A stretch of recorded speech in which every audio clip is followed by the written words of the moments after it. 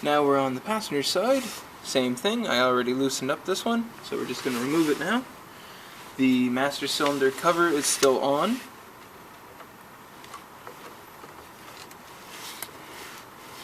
So we're going to have a little bit of fluid leaking out for a bit, and then it'll stop.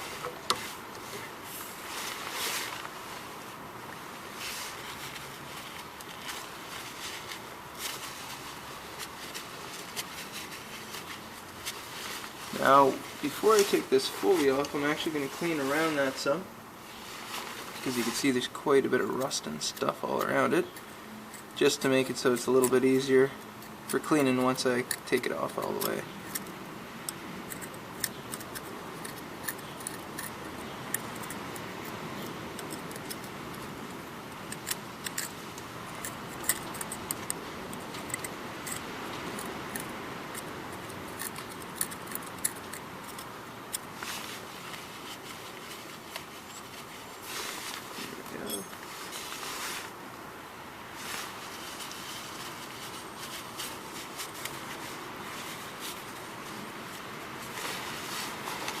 Alright, now I'm going to take it off all the way. And once again, you can see that the threads coming out are only in bad shape for the first little bit, and then they're pretty good shape. That's pretty much the normal for a lot of these bleeder screws. If it's been sitting for a real long period of time, the whole thing might be seized in. But usually it's only part of the threads that are actually seized in. Hence the reason why you can heat it up and remove it still. You can see the threads coming out now. You still see some corrosion down near the seating area, so we'll be cleaning that up some inside. And you can see how the nut itself is basically disintegrated. Now I did crush it a little bit, but there wasn't anything that you could put a wrench on anyways. I use my curved pick first. Try to get in as deep as you can and spiral out as if you're actually removing a screw. Any place that you feel is kind of rough, just go over a couple times with it.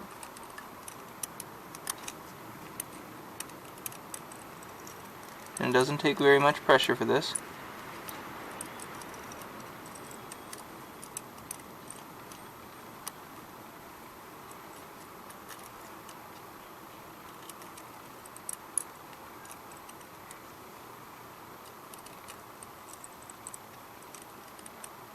And believe me, it's a lot easier to do this type of work when you don't have a camera in the way, but this is the only way that I could show you guys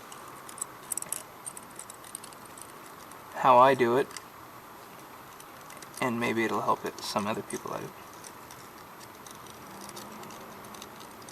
So there we go, just keep spiraling away.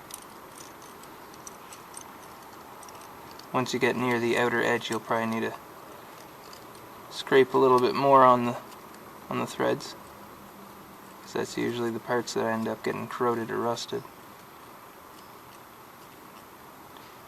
And you can still see the wax that was deposited in there when we were removing that screw. Now just clean around the hole.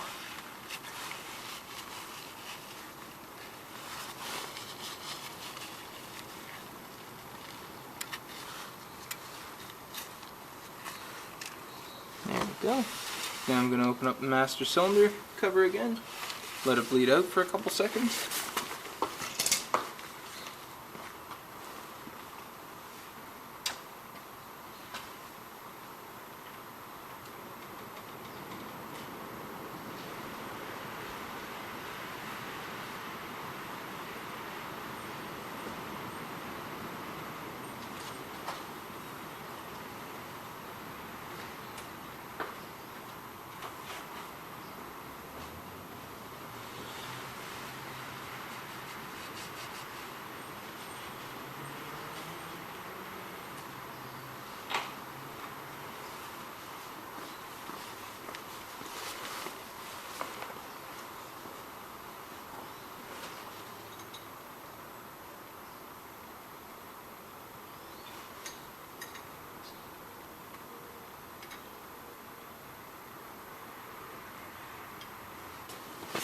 Now I'm going to clean it out a little bit more again with the pick. Go over those threads again.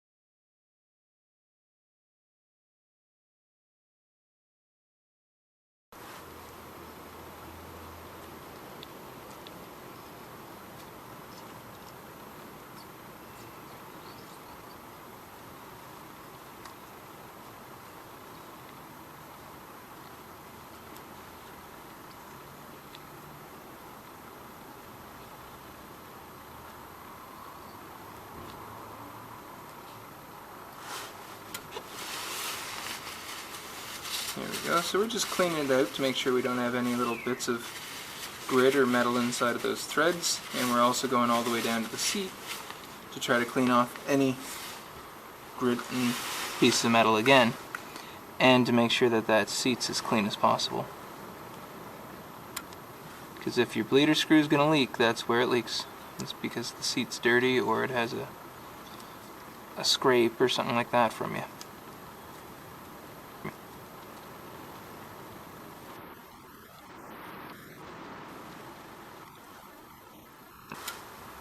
Seems to be pretty clean on this side though. We'll find out once I clean it a little bit more and get most of the fluid out of the way so I could see down there.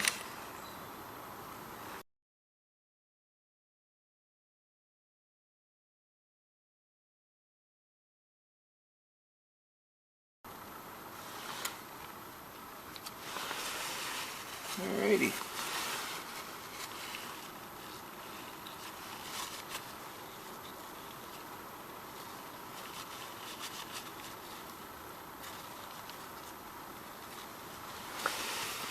Go. Now I'm going to see if I can look down in there and actually see what the seat looks like.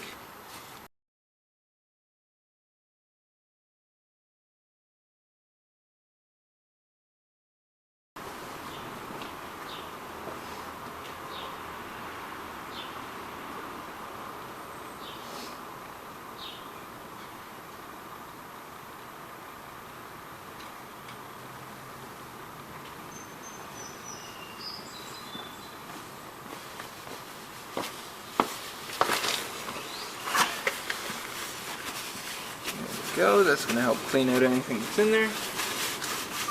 Now I'm going to put some anti-seize onto the new bleeder screw, just like I did on the other side. Only midway and up. So I don't want to put any type of anti-seize on the seat or on the last couple threads. Only about midway and up.